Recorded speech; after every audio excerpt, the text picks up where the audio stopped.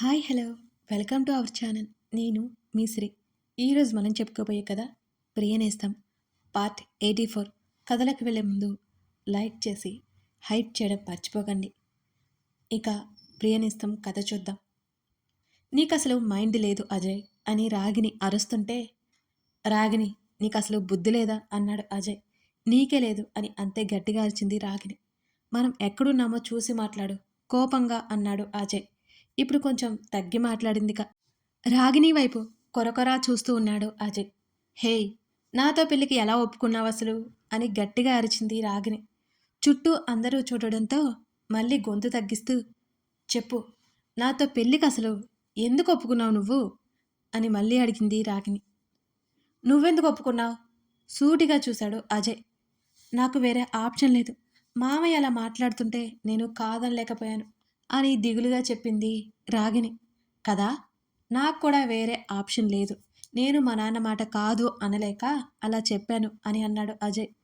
నాకు ఈ పెళ్ళి ఇష్టం లేదు అంది రాగిని. నాకు కూడా ఈ పెళ్ళి ఇష్టం లేదు అని చెప్పాడు అజయ్. మరి ఇప్పుడు ఏం చేయాలి అజయ్? నువ్వు మామయ్యతో మాట్లాడి చూడు, నీ మాట కాదు అన్నారు కదా అని అజయ్కి సలహా పడేసింది రాగిని. రాగిని, నువ్వు కూడా మామయ్యతో మాట్లాడి చూడు, మామయ్య నీ మాట కాదండు. సేమ్ డైలాగ్ వేశాడు అజయ్. ఉరిమి చూసింది రాగిని. లేకపోతే ఏం చేయమంటావు? డాడీ మాట కాదు అనలేను, ఈ పెళ్ళి వద్దు అని ఎలా చెప్పాలో నాకు అర్థం కావడం లేదు అని అజయ్ మాట్లాడుతుంటే, ఛ, అబ్బాయివి భయపడుతున్నావా మామయ్యకి అని చిరాగ్గా చూసింది రాగిని. ఎక్కువగా వాగకు, మా డాడీకి ఎదురు తిరిగితే నేను రోడ్డు మీద ఉండాల్సి వస్తుంది, అవసరమా నాకు ఇవన్నీ అని విసుగ్గా చెప్పి, అసలే నేను ప్రేమించిన అమ్మాయి నాకు దూరమైంది, తనకి పెళ్ళైపోయింది, ఎంతో అందంగా ఉంటుంది కదా, నీలాగా నోరు వేసుకొని పడిపోదు, చాలా సైలెంట్గా ఉంటుంది అని అజయ్ దిగులుగా చెప్పాడు ప్రవర్తిక గురించి. కొరకొరా చూసింది రాగిని. అజయ్కి ఆ డోస్ సరిపోలేదని రాగినికి అర్థమైంది. అజయ్, ప్రవర్తిక ఇప్పుడు ప్రెగ్నెంట్, తన హస్బెండ్ తనని చాలా బాగా చూసుకుంటాడు అని మరో బాంబు పేల్చింది. అజయ్ గుండె ముక్కలైపోయింది దెబ్బకి. దూరంగా ఎక్కడో టీ కొట్ నుంచి నీ గూడు చెదిరింది అనే పాట సన్నగా ప్లే అవుతోంది. రాగినికి వస్తున్న నవ్వుని ఆపుకుంది. అజయ్కి ఆ పాట కరెక్ట్గా సెట్ అవుతుంది. ఆ పాట టీ కొట్ నుంచి వినిపిస్తుంటే వాడిని చంపేలంత కోపం వస్తుంది అజయ్కి. అజయ్ ముఖంలో మారుతున్న రంగులు చూసి రాగిని ముసిముసిగా నవ్వుకుంటోంది అతను చూడకుండా. చూడు రాగిని, నేను డాడీ మాట కాదు అనలేను, నా కోసం ప్రవర్తికని తీసుకొచ్చారు మావయ్య, ఆయనే తన కూతుర్ని పెళ్లి చేసుకోమని అంటున్నారు, అందుకే డాడీ మాట మావయ్య మాట మీరను, నిన్ను పెళ్లి చేసుకోవడానికి నేను ఒప్పుకున్నాను, నిన్ను పెళ్లి చేసుకోవాలని నిర్ణయించుకున్నాను, నువ్వు కూడా ఆలోచించి నచ్చకపోతే ఇంట్లో చెప్పే అని బేరాన్ని పిలిచి ఫుడ్ ఆర్డర్ ఇచ్చాడు అజయ్. కోపంగా అక్కడి నుంచి వెళ్ళిపోయింది రాగిని. పోతే పోయిందన్నట్టు తన పని తను చేసుకుంటూ తినడం స్టార్ట్ చేశాడు. మరో వారం రోజుల్లో హైదరాబాద్లోనే ఉన్నాడు అజయ్. పెళ్లి ఢిల్లీలో కాబట్టి అందరూ అక్కడికి వెళ్ళాలి. ఆ ఏర్పాట్లలో ఉన్నారు జయేంద్ర కుటుంబం మొత్తం. పెళ్లి చేసుకోవాలో వద్దో తెలియక రాగిని సతమతమైపోతుంది. అర్జున్ అంటే ఇష్టం పోలేదు ఆమెకి. అజయ్ అంటే ఇష్టమే కానీ ప్రేమ ఏమో తెలీదు. ఆకాష్ మిత్రాన్ని కలవడానికి వెళ్ళాడు అర్జున్. అజయ్ రాగినిల పెళ్లి తెలిసి ఆకాష్ మిత్రకి విషయం చెప్పాలి అనుకోలేదు. పెళ్లి వరకు వెళ్ళారంటే ఆకాష్ మిత్ర జయేంద్రకి అందరి మధ్య సంబంధం బలపడి ఉంటుందని అంచనా వేశాడు. బిజినెస్ కనెక్షన్ ఆకాష్ మిత్రతో సెట్ చేశాడు. యంగ్ బాయ్, నీ వర్క్ నాకు బాగా నచ్చింది అని ఆకాష్ మిత్ర అంటుంటే అర్జున్ నవ్వి ఊరుకున్నాడు. పొగిడినా పట్టించుకొని అర్జున్ని చూస్తూ అజయ్ బిజినెస్లో ఎదగడానికి సహాయపడతాడేమోనని ఆకాష్ అనుకున్నాడు. మీరు ఇప్పటికీ సక్సెస్ఫుల్గా బిజినెస్ రన్ చేస్తున్నారంటే మాటలు కాదు సార్, చాలా గ్రేట్ అని అర్జున్ తనని పొగుడుతుంటే పొంగిపోయాడు ఆకాష్. అర్జున్ అబద్ధమేమీ చెప్పలేదు, అదే నిజమే. మా అబ్బాయి అజయ్ నీకు పరిచయం చేయాలి అర్జున్, వాడికి బిజినెస్ మీద పట్టులేదు, నీ హెల్ప్ కావాలి అని ఆకాష్ చెప్తుంటే తప్పకుండా సార్ అని భరోసా ఇచ్చాడు అర్జున్. లంచ్ చేసి వెళ్ళిపోదు కానీ రా అని ఆకాష్ అడుగుతుంటే, సార్ ఏమీ అనుకోకండి, నా వైఫ్ నా కోసం ఎదురు చూస్తూ ఉంటుంది, నేను వెళ్ళకపోతే కనీసం తినదు, మరోసారి తప్పకుండా చేస్తాను సార్ అని అర్జున్ వివరంగా చెప్పాడు. ఆ మాటలకి ఆకాష్ నవ్వుతూ, మా అజయ్కి పెళ్ళి, నువ్వు నీ వైఫ్ తప్పకుండా రావాలి. ముహూర్తం కూడా మరో 2 నెలల్లోనే ఉంది. ఏర్పాట్లు జరుగుతున్నాయి. అజయ్ కూడా ఇక్కడికే వచ్చేస్తాడు అని అన్నాడు ఆకాష్. అలాగే అన్నట్టు తల ఊపి అక్కడి నుంచి ఇంటికి వచ్చేశాడు అర్జున్. అర్జున్, భోజనానికి రండి నాన్న అని వసుంధర పిలవడంతో, అత్త మీరు తింటూ ఉండండి, మేము వచ్చేస్తాం అని చెప్పి గదిలోకి వచ్చాడు అర్జున్.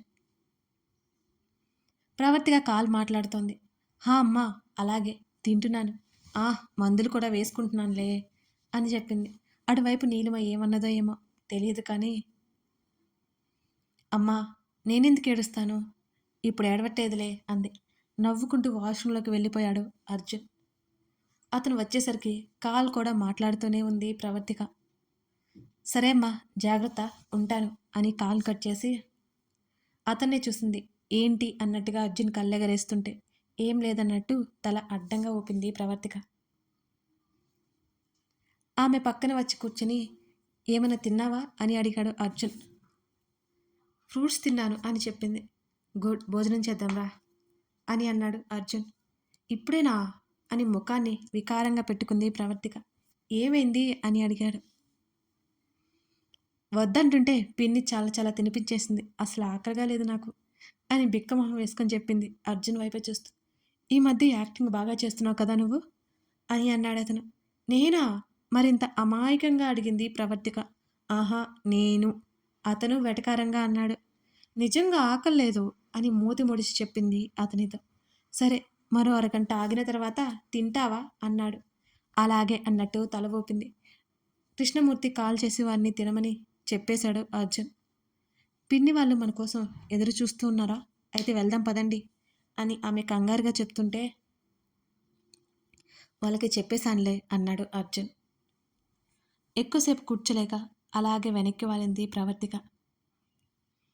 మొదట్లో భయపడేవాడు కానీ ఆమె యాక్టివిటీస్ అన్నీ అర్జున్కి తెలుసు కాబట్టి చూస్తున్నాడు.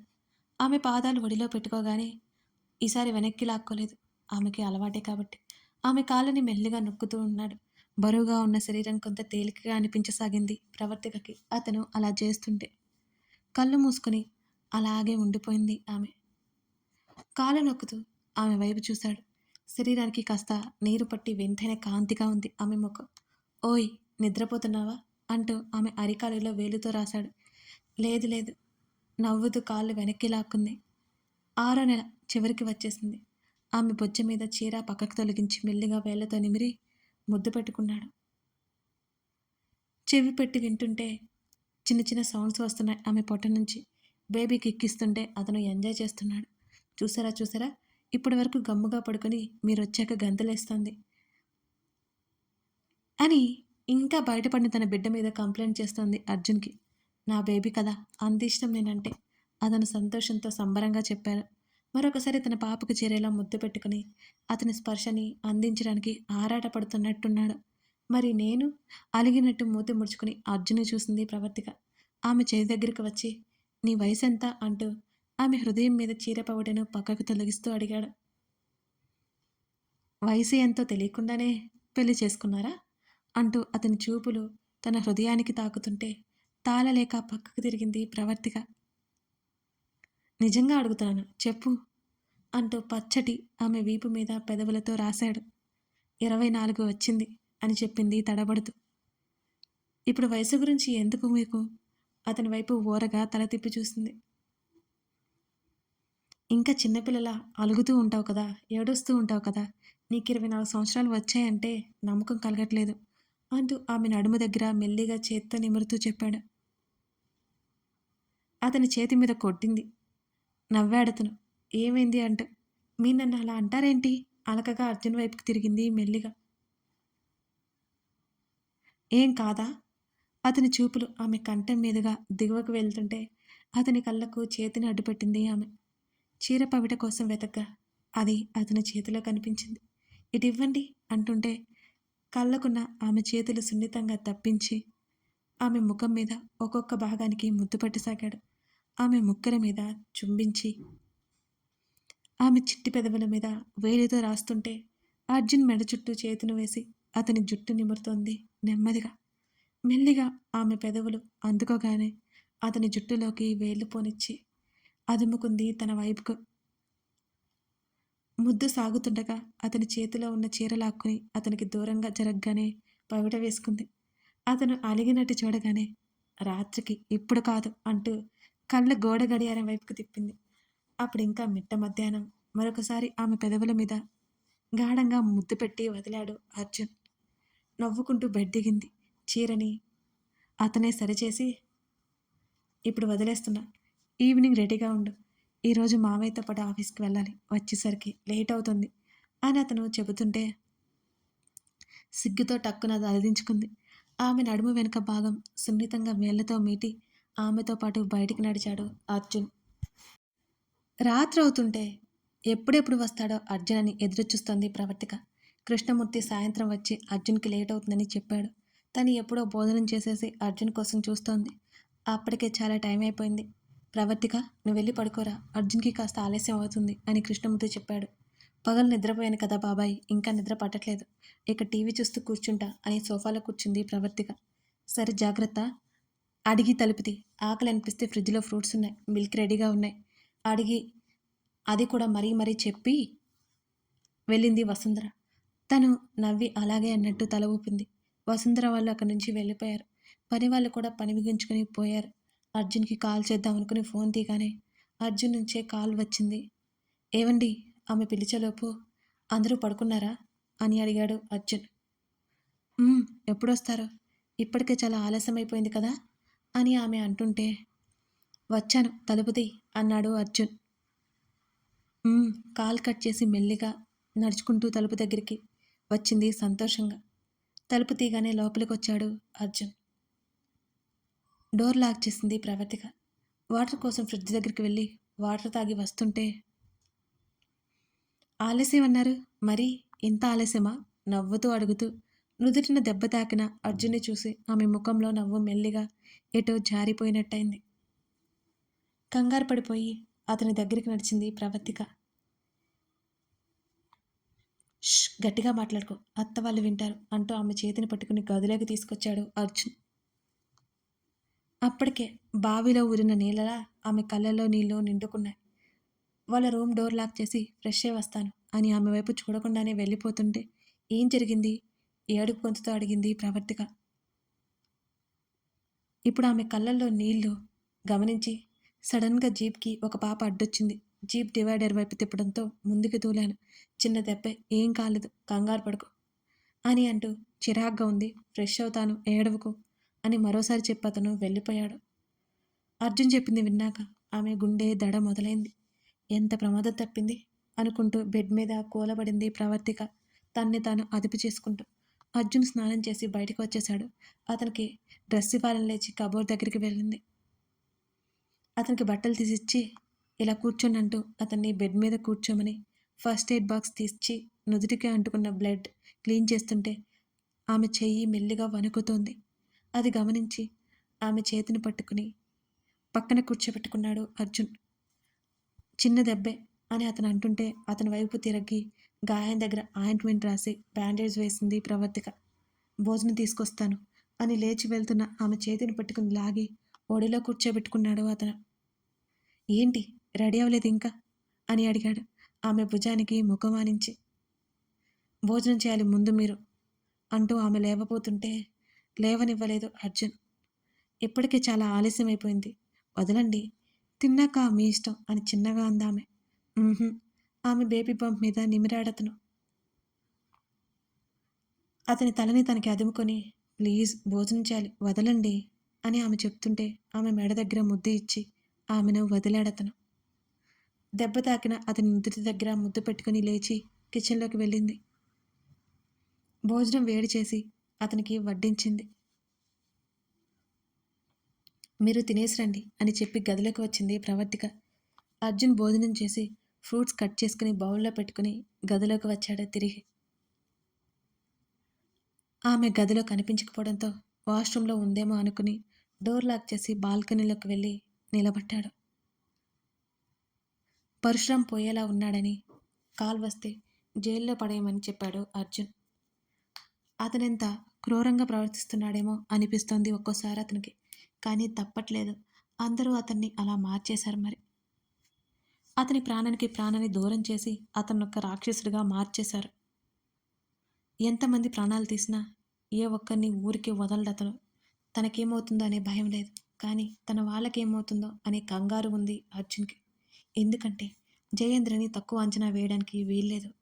అందరూ జాగ్రత్తగా అని ప్రణయ్‌కి మరీ మరీ చెప్పాడు. అప్పటికి జయేంద్ర హాస్పిటల్ మీద రైడ్ జరిగింది. అది అర్జున్ చేయించాడు. అక్కడ ఏ ప్రూఫ్స్ లేవని తెలిసినా జయేంద్రని ప్రశాంతంగా ఉండనివ్వాలని అనుకోవడం లేదు అతను. ఏదో ఒక ప్రాబ్లం క్రియేట్ చేస్తూనే ఉన్నాడు జయేంద్రకి. విసుగ్గా అనిపిస్తోందని ఆలోచిస్తుంటే అతనికి ఆకాశంలో ఒంటరిగా ఉన్న చంద్రుణ్ణి చూస్తున్నాడు అతను. వర్షం వచ్చే సూచనలు ఉన్నాయి. చుక్కలు ఎటేటో వెళ్ళిపోయి కారు మబ్బులు పంపించాయి. చల్లగాలి వస్తుంటే కళ్ళు మూసుకొని ఆ క్లైమేట్ని ఆస్వాదిస్తూ రిలాక్స్ అవ్వడానికి ప్రయత్నం చేస్తున్నాడు అర్జున్. అతని ఆలోచనల నుంచి బయటపడడానికి చూస్తున్నాడు. గాలితో పాటు సుగంధాల పరిమళం అతన్ని తాకింది. ఆమె చేతులు అతన్ని చుట్టుకోలేకపోయాయి. వెనక నుంచి హత్తుకున్న ఆమె తల తిప్పి చూస్తూ వెనక్కి చేతిని పోనిచ్చి ఆమె చుట్టూతా చెయ్యి వేశాడు అర్జున్. అతని వీపుకి తల ఆనించి అలాగే కళ్ళు మూసుకుంది ప్రవర్తిక. మెల్లిగా ఆమెని ముందుకు తీసుకుని దిగులుగా పెట్టిన ఆమె ముఖాన్ని చూస్తూ ఏమైంది అని అన్నాడు అర్జున్. అతని వైపు ఒకసారి చూసి అతన్ని హత్తుకోవడానికి ప్రయత్నం చేసింది. ఆమె బేబీ బంప్ కారణంగా వాళ్ళిద్దరి మధ్య గ్యాప్ వచ్చింది. దీనికే ఇలా అయిపోతారా అని అర్జున్ నవ్వాడు. అతని చేతిని బంపు దగ్గర పెట్టుకుని త్వరగా ఇచ్చేస్తా మీకు, నన్ను మీ దగ్గరికి రానివ్వట్లేదని తను నవ్వింది. అయితే ఇచ్చేయి నా బంగారాన్ని అని ఆమె చీర పక్కకి నెట్టి ప్రేమగా నిమురుతుంటే మరి నేను అలకగా ముఖం పెట్టింది ప్రవర్తిక. నువ్వు నా ఊపిరి అని అతను అనగానే అతని వంక ఆశ్చర్యంగా చూసింది. లోపలికి వెళ్దాంరా. ఆమె ఆశ్చర్యంలో ఉండగానే ఆమె చేతులు పట్టుకుని మెల్లిగా లోపలికి తీసుకువెళ్ళి బాల్కనీ డోర్ క్లోజ్ చేశాడు. బెడ్ మీద మిడిల్లో కూర్చొని అతన్నే చూస్తోంది ప్రవర్తిక. కథ కొనసాగుతోంది. మీకోసం డైలీ 4 వీడియోస్ ఇస్తున్నాను వీళ్ళంతా సహా. కానీ మీరు కనీసం లైక్స్ కామెంట్స్ కూడా ఇవ్వట్లేదు. నా శ్రమని గుర్తించి అట్లీస్ట్ ఒక చిన్న లైక్, ఓ చిట్టి కామెంట్, అంతకంటే నేను ఎక్కువ ఆశించట్లేదు. చేస్తారు కదా. Thank you for watching this video.